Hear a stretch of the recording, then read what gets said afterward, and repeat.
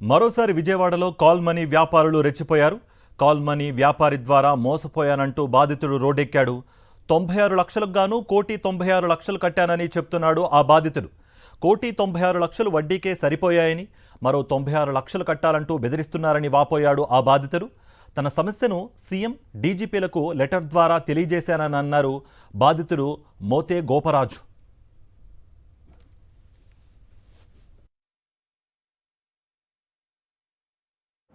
మన కానూరు వరలక్ష్మీపురం తులసీనగర్లో 33వ డివిజన్లో ఉంటారు శంకర సాయి గారు అని. శంకర ఫాల్గుణ సాయినారాయణ అలే శంకర సాయి గారు. తన దగ్గర నుంచి బిజినెస్ నిమిత్తం 96 లక్షల రూపాయలు విడతల వారీగా 96 లక్షల రూపాయలు అమౌంట్ తీసుకోవడం జరిగిందండి. అది కూడా 1 లక్షకి రోజుకి 500 రూపాయలు వడ్డీ చొప్పున చెప్పారు అండి. బిజినెస్ పరంగా జరుగుతున్న ట్రాన్సాక్షన్ కాస్త ఆయన బిజినెస్ పరంగా జరుగుతున్న ట్రాన్సాక్షన్ కాకుండా ఈ 96 లక్షలకు గాను నాకు 30 డేస్కి లక్షకి రోజుకి 50 రూపాయలు, రోజుకి 500 రూపాయలు చొప్పున 96 లక్షల రూపాయలకు గాను మొత్తం 30 రోజులకి నాకు ఇంట్రెస్ట్ కావాలని చెప్పారు. నేను ఈ ఇంట్రెస్ట్ని 2024 జూలై నుంచి 2025 అక్టోబర్ వరకు పే చేస్తున్నానండి. మొత్తం నేను అతను నాకు ఇచ్చిన 96 లక్షలకు గాను నేను మొత్తం 1,90 లక్షలు కట్టున్నాను. సో అదే విషయాన్ని నేను అతనికి చాలాసార్లు తెలియజేస్తున్నాను.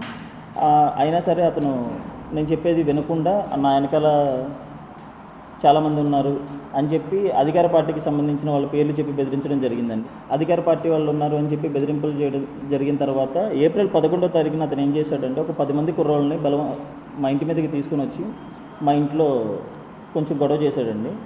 గొడవ చేసి నన్ను నా ఫ్యామిలీని చంపుతానని చెప్పి థ్రెటనింగ్ ఇస్తున్న టైంలో మా ఇంట్లోకి చొరబడి మా వైఫ్కి సంబంధించిన చెక్స్ ఏవైతే ఉన్నాయో ఆ చెక్స్ సైన్ పెట్టించుకొని వాటితో పాటు వాళ్ళు వస్తా తెచ్చుకున్న 4 ఎంటీ ప్రామిసరీ నోట్ల మీద సైన్ పెట్టించుకొని మా ఆవిడ చేత తీసుకెళ్లారు. సో నేను తర్వాత కంప్లైంట్ పెడదాము అని చెప్పి నేను ట్రై చేసిన అతని వెనకాల చాలామంది పలుకుబడి ఉన్న వాళ్ళ పేర్లు చెప్తా ఉండటం వల్ల సో మనం ఇది పోలీస్ స్టేషన్కి వెళ్తే అవ్వదు, కోర్టులో చూసుకుందాం అన్న వేలో నేను సరైన లాయర్ కోసం వెయిట్ చేశానండి. నువ్వు మీడియా ద్వారా వెళ్తానంటున్నావు కదా, నువ్వు మీడియా ద్వారా వెళ్తే నేను సిస్టమ్తో ఎలా ఆడుకోవాలో మాకు తెలుసు అని చెప్పి బెదిరించారు.